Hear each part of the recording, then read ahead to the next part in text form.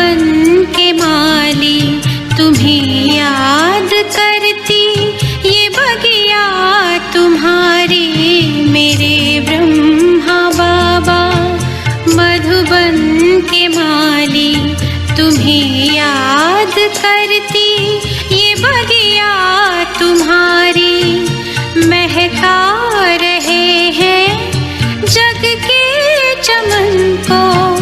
हम फूल तेरे हैं कलियां तुम्हारी मेरे ब्रह्मा बाबा। मधुबन के माली तुम्हें याद करती, ये बगिया तुम्हारी मेरे ब्रह्मा बाबा।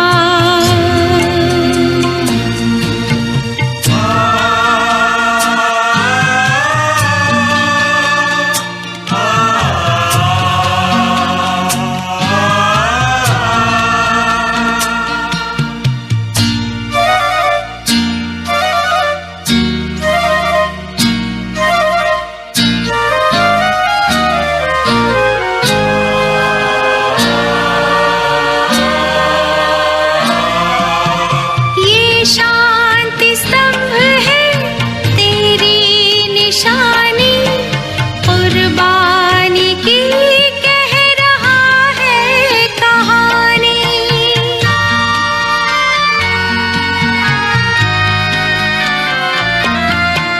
ये शांति स्तंभ है तेरी निशानी, कुर्बानी की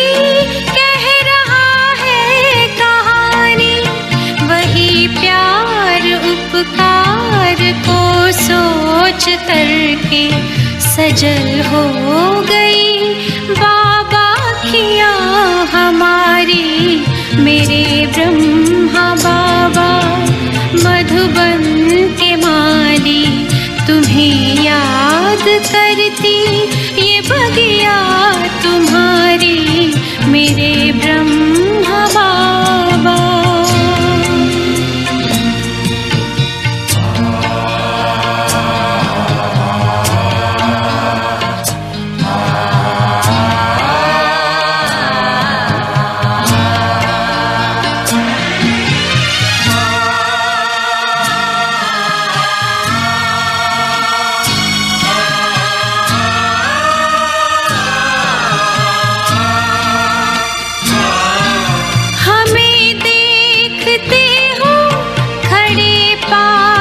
कब से अव्यक्त होते भी हो साथ सबके।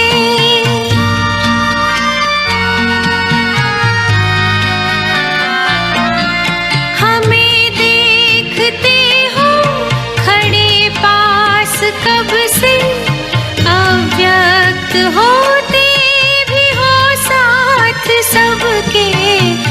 ऐसा ही आभास कमरे में होता, यही कह रही प्यारी कुटिया तुम्हारी मेरे ब्रह्मा बाबा। मधुबन के माली तुम्हें याद करती, ये बगिया तुम्हारी मेरे ब्रह्मा बाबा।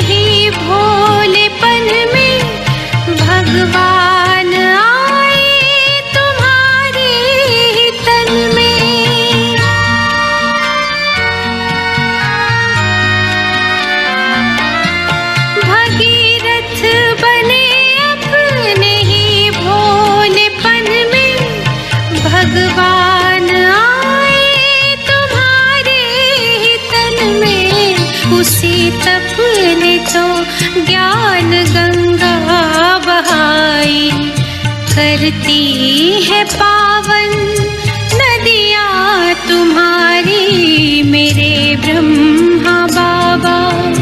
मधुबन के माली तुम्हें याद करती ये बगिया तुम्हारी मेरे ब्रह्मा बाबा।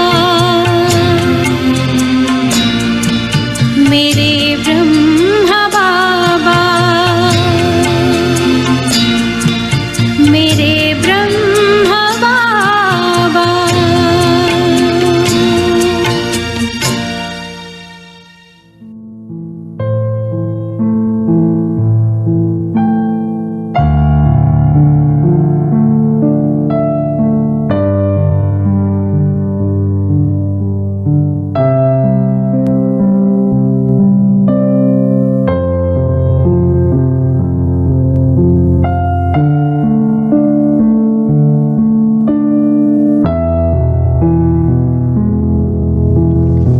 शांति जीवन को पलटाने वाली एक अद्भुत जीवन कहानी भाग 2 चैप्टर नंबर 18 नए तन में प्रवेश होने पर शिव बाबा की पहली अव्यक्त वाणी।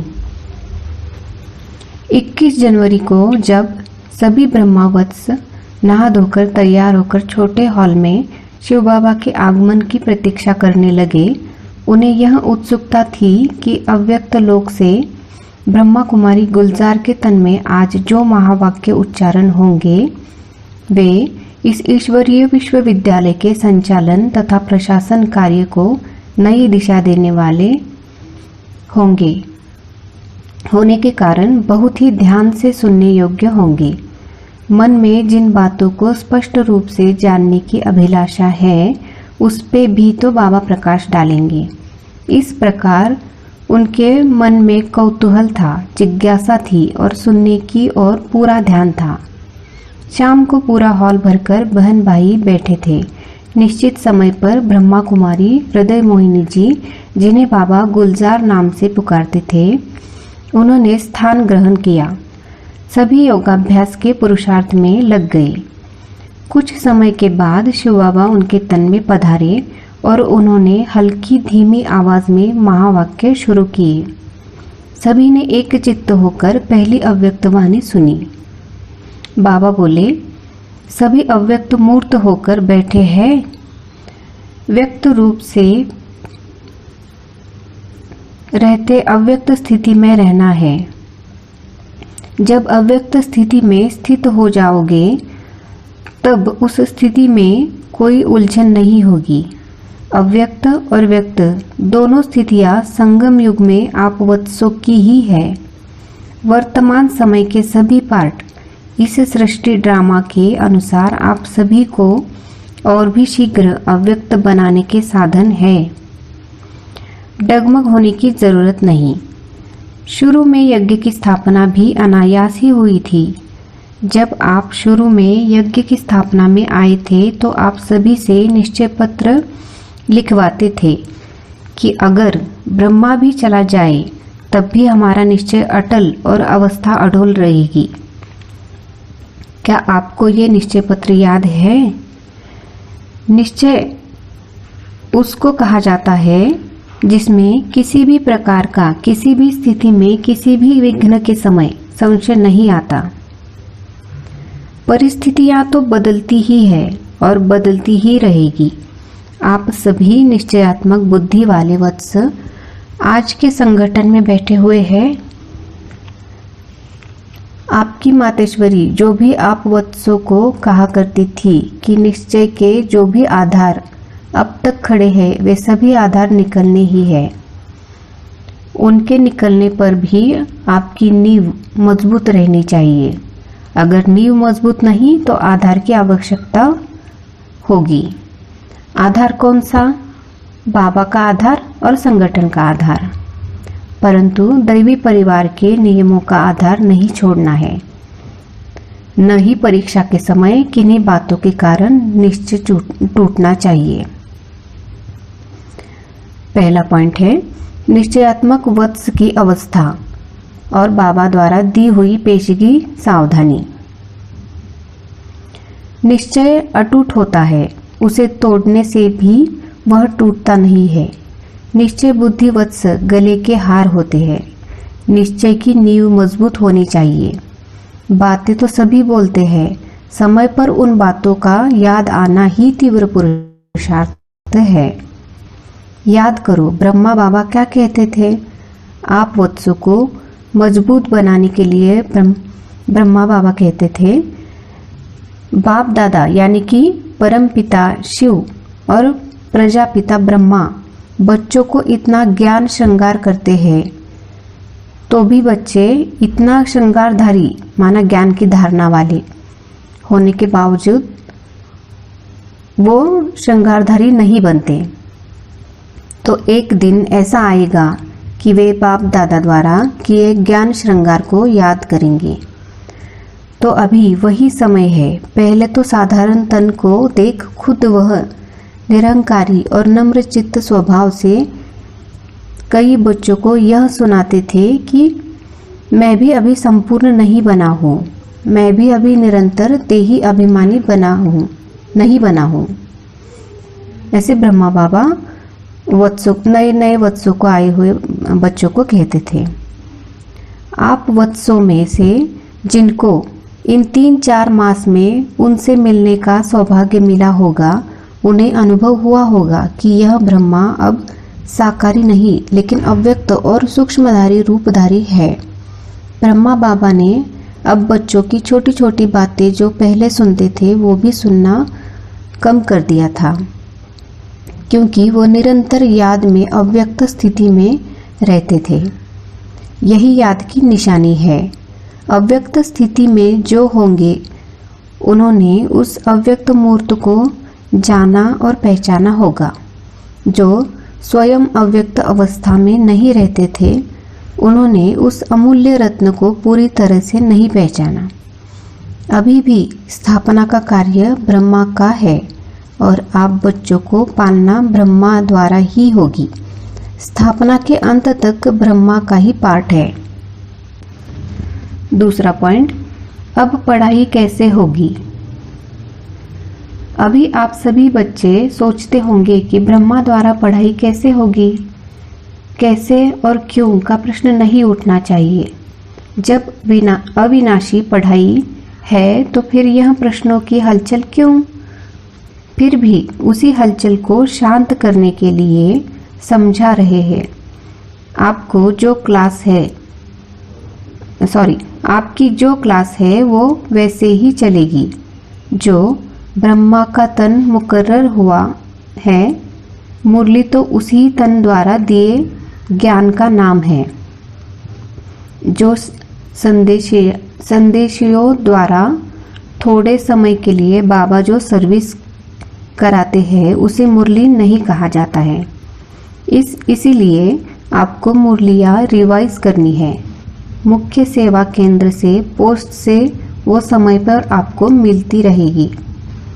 1 वर्ष पहले 1 तारीख को जो मुरली चली थी, क्या वो आपको याद है? कई पॉइंट्स ऐसे हैं जो कई बार पढ़ने के बाद भी बुद्धि में पूरी तरह नहीं ठहरते। इसीलिए मुरली जिस प्रकार से चलती है वैसे ही चलेगी। जैसे आप मधुबन में रिफ्रेश होने आते हो वैसे ही आओगे। क्या करने और किससे मिलने? अब फिर यह प्रश्न उठता है, किससे रिफ्रेश होंगे? जो आपके लकी सितारे हैं, उन सितारों का आकाश में क्या नक्शा है? देखा है क्या नक्शा है? तो अभी जो निमित्त मुख्य वत्स है उनके साथ पूरा संबंध जोड़कर जो भी आपके सेवा केंद्र की रिजल्ट है, जो भी समस्याएं हैं, जो भी सेवा केंद्रों की उन्नति है, जो भी नए नए ज्ञान निष्ठ जिज्ञासु फूल यानी कि नए नए वत्स बच्चे उस फुलवारी से खिलते हैं, उनको भी संगठन का साक्षात्कार कराने मधुबन में आना है। साथ साथ ऐसे संगठन के बीच बाप दादा किसी भी संदेशी द्वारा नहीं, बल्कि आज जिसको मुकर्रर करूँगा और बताऊँगा उसके द्वारा जिस संदेशी को निमित्त बनाऊँगा, उस निमित्त बने हुए रथ में आकर पूरी सेवा करूँगा। अभी और भी कोई प्रश्न रहा है? ऐसे पूछ रहे बाबा कि अभी भी कोई प्रश्न है आपके। तीसरा पॉइंट है, अब आगे आने वाले पेपर के बारे में बाबा पहले से ही बता रहे हैं। आपस में एक मत, एक रस, अंतर्मुख और अव्यक्त स्थिति में स्थित होकर संबंध में आओ। यही बाप दादा जो पेपर बता रहे हैं, अब उसके रिजल्ट देखेंगे। अंत के समय ब्रह्मा के तन द्वारा वत्सों को जो भी शिक्षा दी है वह तो सभी को याद ही होगी। आज इस संगठन के बीच कुछ देने भी आए हो तो कुछ लेने भी आए हो, तो आपसे जो ले क्या आप वह देने को तैयार हो? किसी के दिल में अगर ऐसा संकल्प उठे कि न मालूम क्या होगा तो हाथ उठाए, तो उस समय किसी ने भी हाथ नहीं उठाया था। अगर सभी संतुष्ट है तो दो बातों का अब इस संगठन के बीच दान देना है। तो उस समय बाबा ने, किसी ने हाथ नहीं उठाया था, तो बाबा ने 2 दान मांगे थे। उसमें से पहली मुख्य बात है, आज से आपस में एक दूसरे का अवगुण न देखना, न सुनना, न चित्त पर रखना। अगर किसी भी बहन या भाई की कोई बात देखने में आवे तो भी बड़े निमित्त बने हुए हैं, उनके द्वारा उनको इशारा दिला सकते हो। दूसरी बात, यह भी ध्यान में रखना कि कोई भी हिलाने की कोशिश करे तो जैसे आप वत्सों का कल्प पहले का गायन है, अंगद के समान पाँव को ऐसा मजबूत रखना है कि कोई हिला न सके। ऐसे निश्चयात्मक बुद्धि वाले, अडोल और एक रस अवस्था वाले ही आने वाले पेपर में पास होंगे। चौथा पॉइंट है, हाथ से हाथ नहीं छूटा, नहीं साथ से साथ छूटा है। ब्रह्मा द्वारा जो इतने ब्राह्मण रचे गए, तो अब जब बच्चे बड़े होने पर बाप रिटायर नहीं होगा। अब बाप ऐसा समझो कि अब आप ऐसा समझो कि बाप रिटायर्ड अवस्था में भी आपके साथ है। आप बच्चों को कार्य देकर देखते रहेंगे।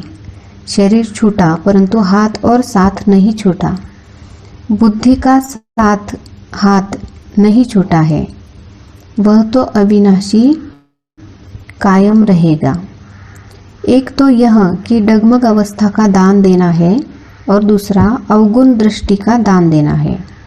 सभी वत्स यह ध्यान दे कि संकल्प कर चुके अर्थात दान दे चुके हैं और संकल्प की हुई चीज़ कभी वापस नहीं ली जाती है। अगर माया वापस लेने की कोशिश करे तो अपनी जांच करनी है, तो ही पास होंगे। 5वां पॉइंट है, प्रजापिता ब्रह्मा के स्नेही वत्सों को आगे क्या करना है। अब तो निरंतर याद की यात्रा करनी है और जो शिक्षा मिली है उसे प्रैक्टिकल जीवन में धारण करने का सबूत देना है। अगर ब्रह्मा बाबा के साथ स्नेह है तो स्नेह की निशानी क्या है? स्नेह मतलब ये नहीं कि उसकी याद में आंसू बहाना। स्नेह का असली मतलब है जिस चीज़ से उसका स्नेह था उस चीज़ से आपका भी स्नेह हो, इसे कहेंगे सच्चा स्नेह। और ब्रह्मा बाबा का स्नेह सर्विस यानी लोक सेवा से था। अंत में भी उन्होंने सर्विस में जनता यानी कि आत्माओं की ज्ञान सेवा की। सर्विस से प्यार, बाबा की आज्ञाओं से प्यार और उसके फरमान से प्यार, इसको ही सच्चा स्नेह कहा जाता है। 6वां पॉइंट है, बाबा ने छुट्टी क्यों न ली। कोई भी ऐसा न सोचे कि बिना हम बच्चों की छुट्टी के शिव बाबा ने ब्रह्मा बाबा को सूक्ष्म वतन में बुलाया। लेकिन बताइए कि अगर छुट्टी दिलाते तो क्या आप वत्स उन्हें जाने की छुट्टी देते? नहीं ना। इस सृष्टि ड्रामा में आपने देखा होगा कोई भी गया तो छुट्टी लेकर नहीं जाता। मतलब जो शरीर छोड़ता है वो नहीं बताता कि मैं आज जाने वाला हूँ या अभी जाने वाला हूँ। इसलिए यह समझो इस ब्राह्मण कुल के ड्रामा में यही रस्म है। यूँ तो समझते हैं कि आप सभी का बहुत प्यार साकार बाबा के साथ था और है। प्यार न होता तो इस सभा में कैसे बैठे होते? साकार बाबा को फॉलो करते थे और करते हो, इसीलिए स्नेह था और है। यह स्नेह ही बाप और बच्चों के संबंध की निशानी है। इसको देख साकार भी वतन में मुस्कुरा रहे हैं। वह कहते हैं कि यानी ब्रह्मा बाबा वतन में बैठकर मुस्कुराकर कह रहे हैं, बच्चों का स्नेह है तो क्या मेरा स्नेह नहीं है? लेकिन बच्चे जानते हैं कि सृष्टि ड्रामा में जो भी पार्ट होता है वह कल्याणकारी है। वह यानी ब्रह्मा बाबा विचलित नहीं होता। वह तो संपूर्ण अडोल और स्थिर था और है ही, परंतु आप बच्चों से 1000 लाख गुना स्नेह उनमें अधिक है।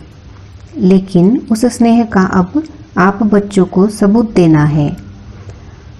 बाबा हमें देख रहे हैं, वो हमारे साथ है। तो अब आप सब प्रसन्न चित्त रहो, विचार सागर का मंथन करो, हलचल का मंथन न करो। हम वतन से देख मुस्कुरा रहे थे। यह जो सभा बैठी है, ये हाथ किसके है? शक्तियों के ही तो है। ये सब शक्तियों के हाथ आपके हाथ है। जो शक्ति ली है उसको अब प्रत्यक्ष लाना है। भारत माता शक्ति अवतार, अंत का यही नारा है। सन शोज फादर, यह हर वक्त साकार ब्रह्मा भी आपको कहते थे कि बच्चे बच्चे हो, बच्चे ही पिता की प्रत्यक्षता करते हैं। इसलिए अब आप बच्चों को बाप का नाम ऊंचा करना है। साकार बाबा ने कहा है, बच्चों से मुलाकात करने आऊँगा। अब प्यारे बाप दादा की अव्यक्त वाणी द्वारा वत्सों के कई प्रश्न तो हल हो गए थे। उन्हें भविष्य में इस ईश्वरीय विश्वविद्यालय के संचालन तथा प्रशासन की रूपरेखा तो मालूम हो गई थी। ब्रह्मा वत्सों को प्रश्न था ही कि अब वे अपने प्यारे ब्रह्मा बाबा से, जिन्होंने उन्हें इतना प्यार दुलार और ज्ञान का भंडार दिया था, उनसे वे कैसे मिला करेंगे। बच्चों के इस भाव को जानते हुए शिव बाबा ने अगली बार जो महावाक्य उच्चारण किए वे इसी बात पर प्रकाश डालते थे। शिव बाबा ने वत्सों की इस उत्सुकता को निमित्त बनाकर उन्हें भी अव्यक्त स्थिति में स्थित होने की मनोरम युक्तियां बताई। अच्छा, ओम शांति।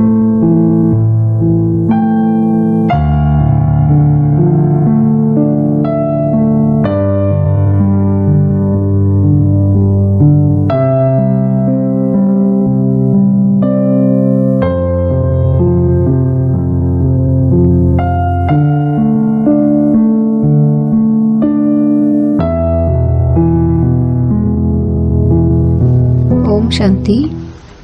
जीवन को पलटाने वाली एक अद्भुत जीवन कहानी भाग 2 चैप्टर नंबर 19 का शीर्षक है श्रद्धा सुमन वत्सों के मन में प्रश्न लोगों के मन में। ब्रह्मा बाबा तो अव्यक्त हो गए, उन्होंने व्यक्त देह को त्याग दिया, परंतु कई सांसारिक लोगों के मन में उनके व्यक्त जीवन काल में क्यों कैसे प्रश्न होते थे, वैसे ही अब उनके अव्यक्त होने पर भी प्रश्न उत्पन्न हो रहे थे। कुछ लोग तो सोचते कि शिव बाबा तो त्रिकालदर्शी है, उन्होंने पहले ही क्यों नहीं बता दिया कि इस दिन इस समय ब्रह्मा बाबा अपना देह छोड़ अव्यक्त लोक को प्रस्थान करेंगे। बहुत सारे लोग ये नहीं समझते कि त्रिकालदर्शी शिव बाबा पहले ही बता देते तो उन्हें ये भी प्रश्न मन में उठता कि शिव बाबा सर्वसमर्थ होते हुए ब्रह्मा बाबा को बचा क्यों नहीं लिया। अगर वे उन्हें बचा भी लेते तो लोगों के मन में और एक प्रश्न उठता कि ब्रह्मा बाबा को तो बचा लिया, वे दूसरों को क्यों नहीं बचाते, वे पक्षपात क्यों करते हैं। अगर वे न बचाते तब वे कहते कि ये तो सर्वसमर्थ का काम नहीं है। उनका यह संशय फिर भी बना रहता कि अगर सर्वसमर्थ शिव बाबा ब्रह्मा तन में आते तो वे अपने शरीर रूपी रथ को अवश्य बचा लेते। फिर मान लो कि शिव बाबा ब्रह्मा बाबा को एक बार बचा भी लेते, तब भी आखिर इस प्रकृतिकृत नाशवान देह को एक न एक दिन छोड़ना ही होता है और उसे छोड़ने के लिए देह को अस्त व्यस्त करने वाला कोई तो निमित्त कारण बनता ही है। और उस कारण के उपस्थित होने पर उन लोगों के मन में फिर यही प्रश्न उठता कि जैसे शिव बाबा ने पहले बचाया था, अब वो इन्हें फिर क्यों नहीं बचा लेते। ऐसे संशय बुद्धि लोग तो कभी भी किसी भी परिस्थिति में ऐसे प्रश्नों से मुक्त नहीं होते। शिव बाबा केवल त्रिकालदर्शी और सर्वसमर्थ ही नहीं है, बल्कि ज्ञान के सागर होने के नाते वो ये भी जानते हैं कि कलयुगी प्रकृति का बना ये शरीर कब तक सेवा योग्य शक्ति रखता है और कल्याणकारी होने के नाते वो वही होने देते जिसमें कि ब्रह्मा बाबा और सभी का कल्याण समाया हो। सबसे बड़ी बात तो यह है कि संशय बुद्धि लोग यह नहीं सोचते कि जब ब्रह्मा बाबा का कर्म बंधन, देह बंधन और भाव बंधन ही समाप्त हो चुका था, तब उन्हें कर्मेंद्रिया, देह और व्यक्त लोगों को त्यागना ही था। अब उन्हें बचाने व बनाए रखने का क्या अर्थ है। क्या देह बंधन से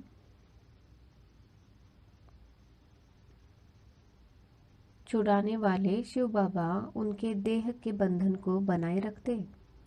मुक्तेश्वर शिव बाबा ब्रह्मा बाबा को मुक्ति की ओर कदम बढ़ाने से रोकते। ब्रह्मा बाबा तो सतयुग की स्थापना के कार्य के निमित्त है और प्रजापिता या जगत पिता के नाम से पहचाने जाते हैं। इस कार्य के लिए अव्यक्त देह अधिक उपयोगी है और अव्यक्त अवस्था में ही ब्रह्मा बाबा संसार की सभी आत्माओं की कल्याण के कार्य में प्रवृत्त हो सकते हैं।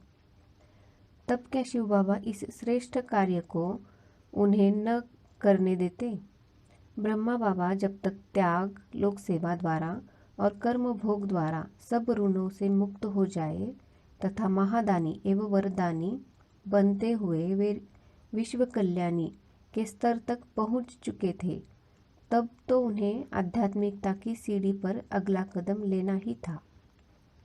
अगर शिव बाबा ने पहले बता दिया होता तो शायद अधिकतर ब्रह्मावत्सों का ध्यान ब्रह्मा बाबा के शरीर की ओर प्रवृत्त होता और बीज रूप अवस्था के बजाय देह स्मृति वृत्ति वाले हो जाते। शिव बाबा तो आत्मा रूपी बिंदु स्वरूप में स्थित होने का अभ्यास कराने आते हैं। फिर वो ये क्यों बताते कि ब्रह्मा बाबा इस देह से कब विदा लेने वाले हैं। और अगर सबको न बताकर किसी एक वत्स को बताते तो सब लोग उलाहना देते और कहते, भला ऐसी बात भी छिपा कर रखते हैं क्या। आप अगर हमें बताते तो हम कम से कम उनसे अच्छे से मिल तो लेते। बाबा ने जिसे बताया था उस पर कुछ वत्स विश्वास करते, कुछ वत्स विश्वास नहीं करते और कुछ वत्सों को लगता कि बाबा ने इसे ही क्यों बताया, हमें क्यों नहीं बताया। शिव बाबा ने पहले बता दिया होता तो हर कोई बाबा से मिलने आता, सबको बाबा के पास बैठने की आस होती और उन्हें मना किया जाता तो उन्हें ठीक नहीं लगता। यज्ञ का वातावरण ठीक नहीं रहता, पूरी दिनचर्या ही परिवर्तित हो जाती। वैसे तो साधु संत ऋषि मुनि और सिद्ध पुरुष भी अपने शरीर छोड़ने का दिन बताते हैं, इसमें कौन सी बड़ी बात है। और शिव बाबा बताते तो भी कितना समय पहले बताते, उस पे भी वत्सों के बहुत सारे प्रश्न उठते। यदि देखा जाए तो शिव बाबा ने ऐसे कई संकेत दिए और ब्रह्मा बाबा के जीवन में ऐसे कई अलौकिक चिन्ह प्रकट हो गए कि जिनको देखकर बुद्धि योग बल के द्वारा समझने वाले पहले ही से समझ सकते थे कि मानो अब बाबा अव्यक्त स्थिति को स्थित होंगे। जो कोई भी बाबा के पास जाकर बैठता उसे बाबा व्यक्त में भी अव्यक्त लगने लगते थे। वो स्थूल लोक में होते हुए भी नहीं होते थे। अब सेवा केंद्रों के अधिक समाचार के लेन देन के विस्तार में न जाते हुए उसका सार ही सुनते और सार रूप में ही बात बताते। बाबा प्यार और दुलार तो अब भी देते, लेकिन अब उसकी रीति नीति मानो अव्यक्त हो गई थी। उनसे दृष्टि लेते ही अब वत्स ऐसा में अनुभव करने लगते मानो वे स्वयं भी अव्यक्त स्थिति में एक टिक हो गए हैं। अब बाबा ने ईश्वरीय स्मृति के समय में भी वृद्धि कर दी थी और अपनी अवस्था का चार्ट रखने के लिए भी बाबा बहुत समझाते। पहले एक समय था जब बाबा कहा करते कि अगर मन में कोई उल्टा संकल्प आता है तो उसकी अधिक चिंता मत करो, क्योंकि वह तो विदा लेने आएगा ही। परंतु कर्मेंद्रियों द्वारा कोई उल्टा कर्म न करो, उससे कर्म विकर्म बन जाता है। परंतु अब बाबा कहते, बच्चे, मन में भी कोई व्यर्थ संकल्प नहीं आना चाहिए, क्योंकि इससे भी कमाई में घाटा पड़ता है। समय व्यर्थ जाता है, अवस्था परिपक्व बन नहीं पाती। विशेष बात तो यह कि अब ब्रह्मा बाबा ने हरेक को अलग अलग कार्य का प्रशिक्षण दे दिया था और वे अब कार्य समेटते जा रहे थे।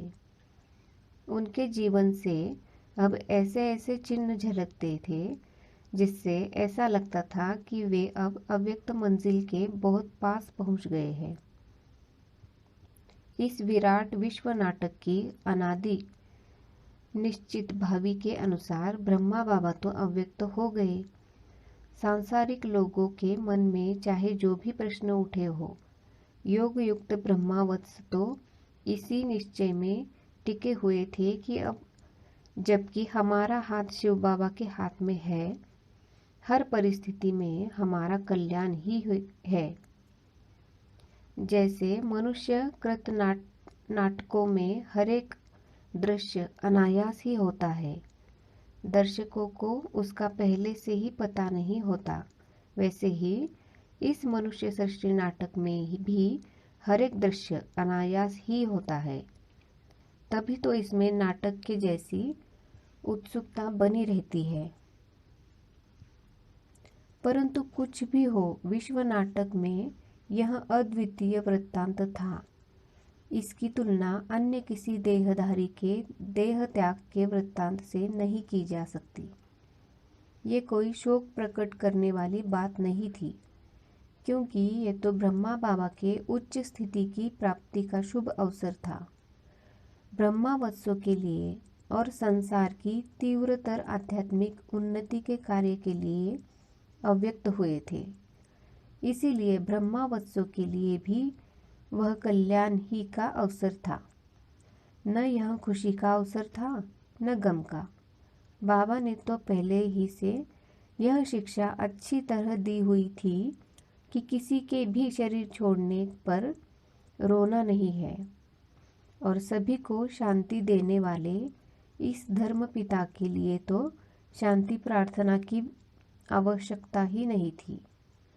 सबसे बड़ी बात तो यह है कि ब्रह्मा बाबा से वत्सों का अब तक दैहिक दृष्टिकोण से अलगाव हो रहा था। अव्यक्त रूप से तो वह संबंध और आदेश निर्देश तथा शिक्षा रक्षा की प्राप्ति बन ही रही थी। यह एक विचित्र प्रकार का अवसर था जब सृष्टि के आदि मध्य अंत का इतिहास जानने वाले ब्रह्मावत्सों के लिए योगावस्था की शांति की स्थिति ही एकमात्र रस्म रीति और श्रद्धांजलि कोई साधारण श्रद्धांजलि नहीं थी, बल्कि जीवन जो पहले ही अर्पित हो चुका था उसमें इस प्रिय जनों द्वारा भरी गई सुगंध का वर्णन था। और जो वर्णन था वो इन लाइन्स में आगे बताया है। हे नवयुग के निर्माता, हे जग के भाग्य विधाता, प्यार से तुमने जिसको देखा बदली उसकी जीवन रेखा। बच्चे बच्चे कह दुलारा, प्रीति प्यार से हमें सवारा। जीवन आपका खुली किताब, हर सवाल का था जवाब। सोई मानव जाति में लाया आपने इनकलाब। इन शब्दों में ब्रह्मावत्सों ने अपने भाव अर्पण किए। अच्छा, ओम शांति।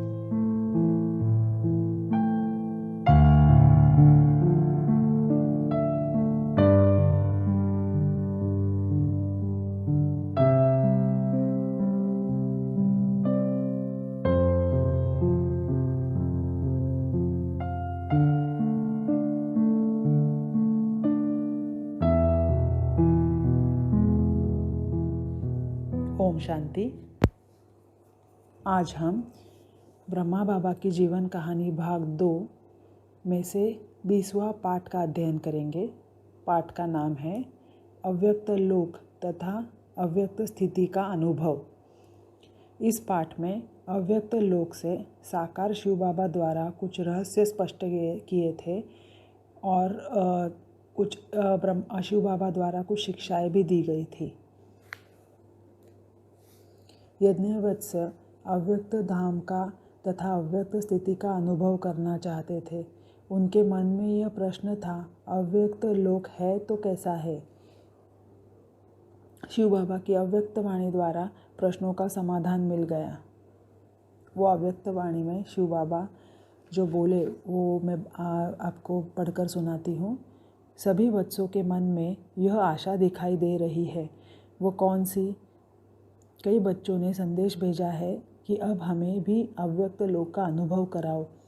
वत्सों की यह सभी आशाएं पूर्ण होने का समय अब आ ही गया है। आप पूछेंगे कि क्या सभी संदेशी बंजलोक का अनुभव? तो सभी वत्स करेंगे, परंतु ऐसा अनुभव वे दिव्य बुद्धि के आधार पर करेंगे। वह अनुभव दिव्य दृष्टिदायक, अलौकिक और अनोखा है।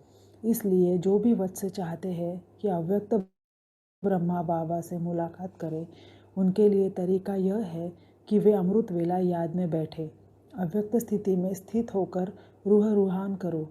आपको अनुभव होगा कि बातचीत कर रहे हैं और संदेशियों को जो अनुभव होता है वैसे ही आपको भी बहुत से गुह्य और गोपनीय रहस्य बुद्धि योग से अनुभव होंगे। परंतु ऐसे अनुभव के लिए एक बात आवश्यक है, वह यह कि अमृत वेले भी अव्यक्त स्थिति में वही स्थित हो सकेंगे जो सारा दिन अव्यक्त और अंतर्मुखी स्थिति में होंगे। फिर सूक्ष्म लोक में बच्चों के कई प्रकार के संकल्प बाबा के पास पहुंच जाते हैं। कोई बच्चों को लगता शिव बाबा कठोर है, कईयों को लगता कि अब यह सृष्टि ड्रामा जल्दी ख़त्म हो जानी चाहिए। फिर इस पर बाबा निवारण करते और स्पष्टीकरण देते हुए कहते, जो हो रहा है उसमें रहस्य और कल्याण है। भावी बनी है तो वह बनती ही रहेगी। अगर संकल्प आता है कि जल्द खत्म हो तो कल पहले भी तीव्र पुरुषार्थ किया होगा, तभी तो संकल्प आता है। यह समय पूरा हो और अव्यक्त वतन के वासी हो जाए। आप वत्सों को इतनी शक्ति हो कि अव्यक्त लोक को खींचकर व्यक्त में ला सके। वैसे ही सूक्ष्म लोक के बारे में भी कुछ प्रश्न वत्सों के मन में आते थे कि सूक्ष्म लोक है या नहीं। वह उलझन में थे क्योंकि साकार ब्रह्मा बाबा ने यह कहा था कि सूक्ष्म लोक नहीं है। तो बाबा उनको प्रश्न पड़ता था कि अव्यक्त ब्रह्मा बाबा कहाँ से मिलने आते हैं। फिर संदेशी कहाँ जाकर दृश्य देखती है, भोग क्यों लगाते हैं। इसका भी बाबा ने निवारण करते बाबा ने कहा कि जब छोटे बच्चे किसी चीज़ के पीछे जाते, वह चीज़ उनकी आँखों से छिपा कर रखते हैं और कहते अरे है ही नहीं। वैसे ही कुछ यज्ञवत्स इन्हीं बातों में बहुत कुछ चटक गए थे। उनकी बुद्धि को इस बात से हटाने के लिए वह कहा करते थे कि सूक्ष्म वतन है ही नहीं, परंतु सूक्ष्म वतन का वासी बनना है। आना जाना अधिक नहीं होना चाहिए, बल्कि यही पुरुषार्थ रहे कि आने जाने की बजाय स्वयं सूक्ष्म वतन वासी होने का अनुभव कायम रखे, क्योंकि इसमें ही कमाई है। शिव बाबा की वाणी सुनकर यज्ञवत्सों के मन में यह भाव उत्कट हो गया कि अव्यक्त अवस्था में स्थित होना है।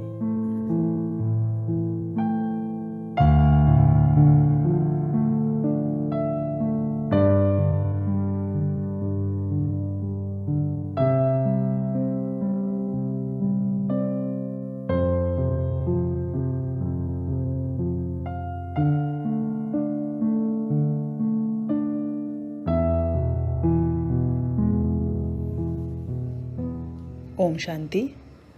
आज हम 21वें पाठ का अध्ययन करेंगे।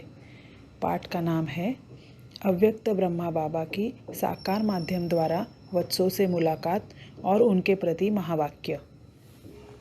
ब्रह्मा वत्सों के मन में यह भाव था कि ब्रह्मा बाबा की साकार माध्यम द्वारा मुलाकात हो जाए।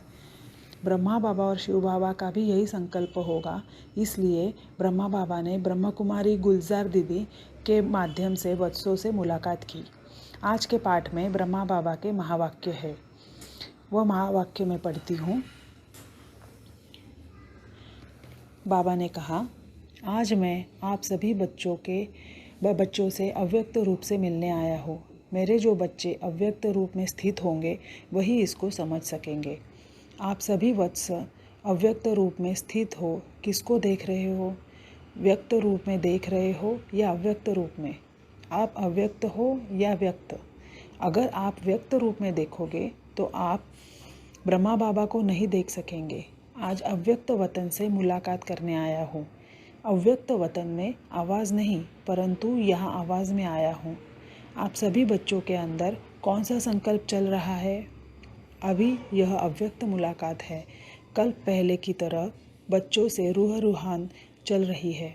रूह रूहान करने मीठे मीठे बाबा ने आप सभी बच्चों से मिलने भेजा है। 2 दिन पहले मीठे बाबा से रूह रूहान चल रही थी। फिर शिव बाबा ने बोला, अव्यक्त वतन का अनुभव करने के लिए तैयार हो? जानते हो क्या जवाब दिया होगा? ब्रह्मा बाबा ने यही कहा कि जो बाबा की आज्ञा। बाबा जैसे चलाएंगे, जहाँ बिठाएंगे, जिस रूप में बिठाएंगे, वैसे ही बैठूंगा उठूंगा। बच्चों के अंदर यही संकल्प होगा कि बाप दादा ने छुट्टी क्यों नहीं ली। मैंने भी बाबा को यह कहा। तब शिव बाबा ने कहा, अगर मैं सभी बच्चों को बिठाकर छुट्टी दिलाता तो क्या वे छुट्टी देते? इसलिए जो शिव बाबा ने कराया वही भावी कहेंगे। व्यक्त रूप में नहीं तो अव्यक्त रूप से तो मुलाकात कर ही रहे हैं। सर्विस की वृद्धि वैसे ही है, बच्चों की याद भी वैसे ही है, लेकिन अंतर यह है कि पहले मैं व्यक्त में अव्यक्त था और अब मैं अव्यक्त शरीर वाला और अव्यक्त ही अवस्था वाला हूँ। जो नयनों की मुलाकात जानते होंगे वे नयनों से इस थोड़ी सी मुलाकात में अपने प्रति शिक्षा और डायरेक्शन ले लेंगे। आप सभी को अव्यक्त वतन में तो आना ही है। बाबा बच्चों से मुलाकात करने के लिए हर वक्त हर समय तैयार ही रहते हैं। अब बच्चों की बुद्धि जितनी साफ होगी उसी अनुसार ही वे अव्यक्त मिलन का अनुभव कर सकेंगे। फिर बाबा ने दूसरों को भी शक्तिवान बनाने की आज्ञा दी। जो बाप से शिक्षा मिली है उसको प्रैक्टिकल धारण करने के लिए कहा था, डायरेक्शन दी। फिर बाबा ने कहा कि पूरा शक्ति स्वरूप बनना है और बनाना भी है। जो यह कर्तव्य करेंगे वही बाबा के साथ अंत तक रहेंगे। बाबा ने बच्चों को एक अस्थियाँ उठाने वक्त का दृश्य दिखाया और कहा, अस्थियों को नहीं देखना, स्थिति को देखना है। इन अस्थियों में जो स्थिति भरी हुई है उसको देखना है। कभी ऐसा नहीं समझना कि दादा है तो बाप नहीं और बाप है तो दादा नहीं। वह एक पल भी एक दूसरे से अलग नहीं होते। उसी तरह हमें भी खुद को त्रिमूर्ति समझना है। तो त्रिमूर्ति का डायरेक्शन दिया हुआ है बाबा ने। तो हमें अपने आप को कैसे त्रिमूर्ति समझना है। ब्रह्मा विष्णु शंकर को जैसे हम देखते हैं वैसे ही हमें अपना स्वरूप देखना है, शिव बाबा को देखना है और ब्रह्मा बाबा की याद आनी, उनकी ही तीनों की, मतलब ये त्रिमूर्ति की हमें याद आनी चाहिए। त्रिमूर्ति की स्थिति मशहूर है। कल्याणकारी बाप जो कहते हैं उसमें ही कल्याण है। बाप दादा को हर कर्म में हर समय अपने साथ रखना है। एक दूसरे के सहयोगी बन सफलता को पाते रहना है। सूक्ष्म वतन से हर बच्चे की दिनचर्या और चार्ट बाबा के सामने आती रहती है। इसलिए बाबा कहते हैं जो बात बाबा बताते हैं उस पर ज़रूर ध्यान देना है। सृष्टि ड्रामा के पार्ट में कोई ना कोई रहस्य छिपा हुआ है, वह समय प्रति समय बाबा सुनाएंगे। बाबा की श्रीमत पर चलना ही बाप के साथ स्नेह का सूचक है। फिर बाद में गुलजार दादी जी को बाबा ने एक साक्षात्कार कराया था। तो वो साक्षात्कार था अंत के समय की अवस्था का साक्षात्कार। तो वो हम गुलजार दादी ने जो जैसे वर्णन किया हुआ है उस साक्षात्कार का, तो वैसे ही हम सुनेंगे। गुलजार दादी ध्यानावस्था में गई थी तो उन्होंने देखा कि लाइट की एक बहुत ऊंची पहाड़ी थी। उस पहाड़ी के नीचे शक्ति सेना और पांडव दल थे। ऊपर में बाप दादा खड़े थे। इसके बाद देखा कि बहुत भीड़ हो गई थी। सभी शक्ति ऐसे लग रही थी जैसे कि साकार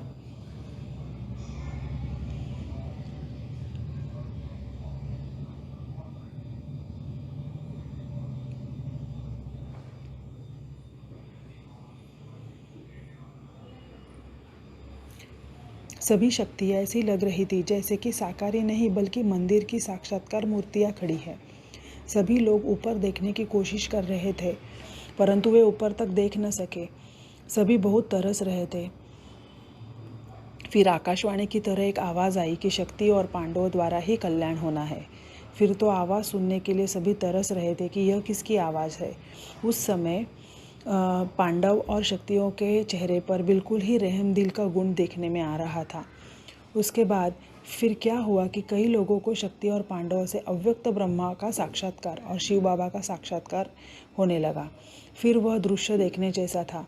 कोई हंस रहा है, कोई पकड़ने की कोशिश कर रहा है, कोई प्रेम के आंसू बहा रहा है, लेकिन सारी शक्तियाँ बिल्कुल आग के गोले के समान तेजस्वी रूप में स्थित थी।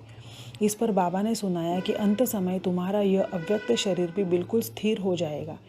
अभी तो शरीर के हिसाब किताब के कारण शरीर अपनी ओर खींचता है, परंतु तब वह बिल्कुल शांत और सरल हो जाएगा। कोई भी हलचल न मन में न तन में रहेगी। जिसको बाबा देही अभिमानी अवस्था कहते हैं वह अवस्था हो जाएगी। बाबा ने कहा कि सभी बच्चों को कहना कि अभी देही अभिमानी बनने का पुरुषार्थ करना है। जितना सर्विस पर ध्यान देना है उतना ही इस मुख्य बात पर भी ध्यान देना है कि देही अभिमानी बनना है। और बाबा ने फिर एक मैसेज भी देने को कहा गुलजार दादी को, बच्चों को जाकर कहना कि जो आज की शिक्षा मिली वही सूक्ष्म वतन की सौगात है। यही सौगात बुद्धि में धारण करते चलना है। जो बाबा का कार्य है वह बच्चों का कार्य है। उसमें सफलता जल्दी देखने में आनी चाहिए। सफलता तो वैसे होने ही है। एक है समय अनुसार सफलता होना और दूसरा है तीव्र पुरुषार्थ से जल्दी करना। तो जो बाबा का कर्तव्य है वही बच्चों का कर्तव्य होना चाहिए। उसमें सफलता लाना यही बाप के साथ स्नेह है। इस प्रकार बाबा वत्सों से मिलने आए और उन्होंने ज्ञान खजाना दिया, उनके महावाक्य चलाए और दादी द्वारा साक्षात्कार करवाया। और इन महावाक्यों से यज्ञ वत्सों से उनके मन में जो भी सभी बातें थी वह स्पष्ट हो गई। ओम शांति।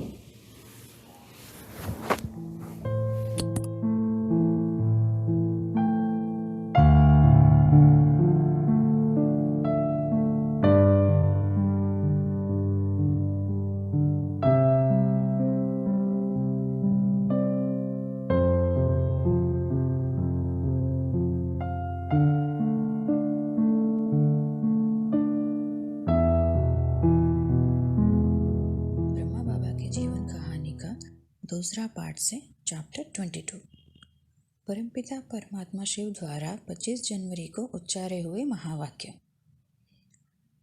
ब्रह्मवत्सों के मन में यह संकल्प था कि क्यों न वे स्वयं ही ब्रह्मा बाबा के साथ अव्यक्त होते। वे जानना चाहते थे कि अव्यक्त अवस्था को प्राप्त करने की युक्तियाँ और विधि विधान क्या क्या है। तो शिव बाबा ने इस वाणी द्वारा उनको यह समझाया। अव्यक्त स्थिति में स्थित होकर अव्यक्त को व्यक्त में देखो। और यह सवाल कर रहे हैं, क्या आप सर्वसमर्पण बने हैं? एक वत्स ने उत्तर दिया, हम तो सर्वसमर्पण हैं ही। बाबा बोले, यही सभी का विचार है या किसी का कुछ और विचार भी है? तो एक वत्स ने कहा, जैसे बाबा सर्वसमर्पण थे वैसे हम नहीं बने हैं। तब बाबा बोले, भला सर्वसमर्पण किसको कहा जाता है? सर्व में यह देह का भान भी तो शामिल है, तो क्या देह भान से मरे हो? तब एक वत्स ने कहा, रोज मरते ही रहते हैं। बाबा बोले, इसका मतलब यह है कि अभी पूरी तरह मरे नहीं हो, मतलब गोया अभी सर्वसमर्पण नहीं हुआ है। तो वही वत्स ने उत्तर दिया, वह तो तभी होगा जब देह ही ना रहे। तब बाबा ने कहा, देह छोड़ेंगे तो लेनी भी पड़ेगी, लेकिन देह का भान तोड़कर समर्पण बनना है। तो आप क्या समझते हैं, क्या आप देह के अभिमान को छोड़ संपूर्ण समर्पण बने हैं? जीते जी मर गए हैं व मरते रहते हैं। देह के संबंध से और मन के संकल्पों से भी तुम देही निश्चय हो। यह देह का अभिमान बिल्कुल ही टूट जाए तब कहा जाएगा कि जीवन सर्वसमर्पणमय है।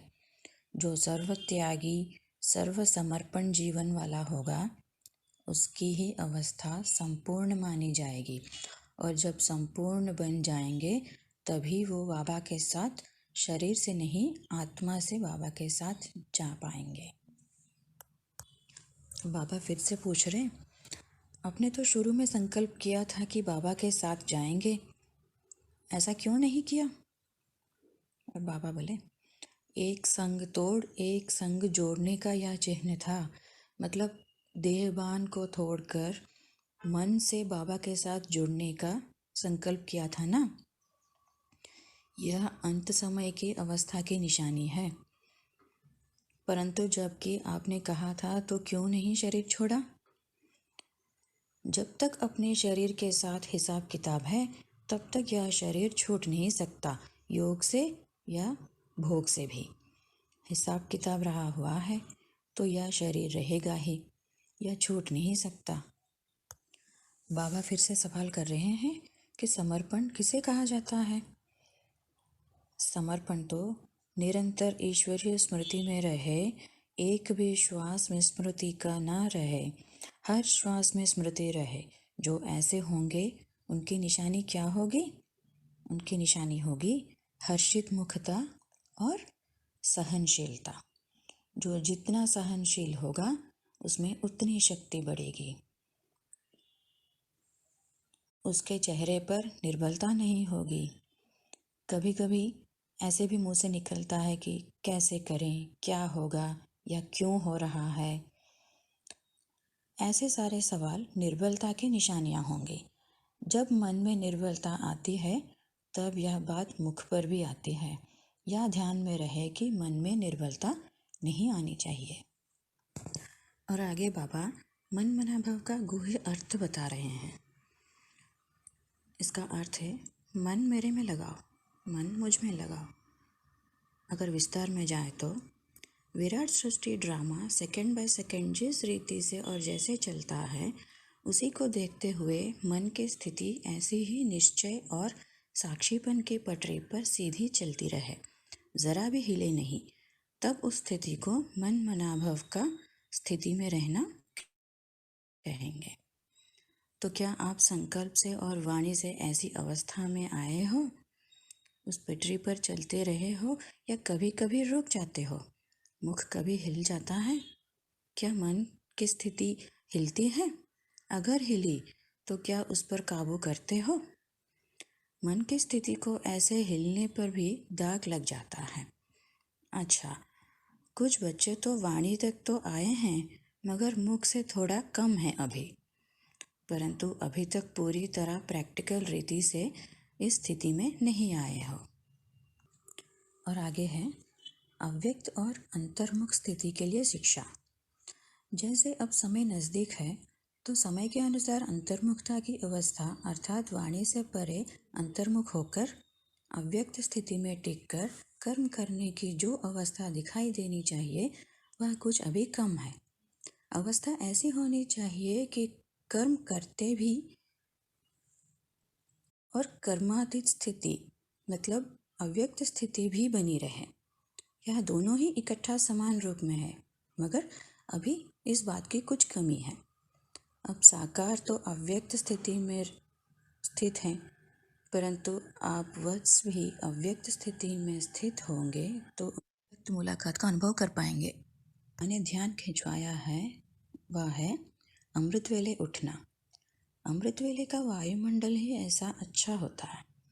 साकार बाबा अमृत वेले में कैसे उठकर अपने वत्सों से मुलाकात करते थे, तो अब जब अमृत वेले बाबा चक्कर लगाने आते हैं तो उस समय वायुमंडल योग का यानी याद का ही होना चाहिए। हो सकता है कि कोई कहीं पे थका होता है, वास्तव में अमृत वेले में अलौकिक अनुभव से थकावट भी दूर हो जाती है। बाबा और दादा यानी परमपिता परमात्मा शिव बाबा और प्रजापिता ब्रह्मा बाबा की यह शुभ इच्छा है कि जल्दी से जल्दी हर एक बच्चा अव्यक्त स्थिति का अनुभव करे। वैसे तो आप सब साकार बाबा से साकार रीति से मिलते थे, मतलब उस समय पर तो उस समय जो बच्चे थे उनकी अवस्था भी उनकी अव्यक्त स्थिति भी बन जाती थी बाबा से मिलकर। मगर अब तो अव्यक्त हो गए हैं, इसीलिए अब हम बच्चे जितना जितना अव्यक्त स्थिति में होंगे उतना ही अलौकिक स्थिति में होने का अनुभव कर पाएंगे। और आगे बाबा ने कहा, स्नेह और शक्ति का तो हमने वर्षा दे दिया है, साथ साथ दिव्य गुणों का भी हमने बारिश की है, जो कि एक एक गुण एक एक फूल समान है। तो हर एक गुण एक एक फूल के समान है। और बाबा ने एक दृश्य भी दिखाया जिसमें 3 प्रकार के गुलाब के फूल थे, एक लोहे का, एक पीतल का और एक वास्तविक गुलाब का था। तो बाबा ने कहा, बच्चों के रिजल्ट भी इसी प्रकार है। कोई तो मानो लोहे का फूल है, लोहे को बहुत ठोकना पड़ता है, जब तक उसको गर्म ना करो, बहुत हथौड़े ना मारो, तब तक वो मुड़ नहीं सकता। इसी तरह कई बच्चों के संस्कार लोहे की तरह हैं, वे कितना भी ज्ञान योग की भट्टी में रहें तो भी बदलते नहीं हैं।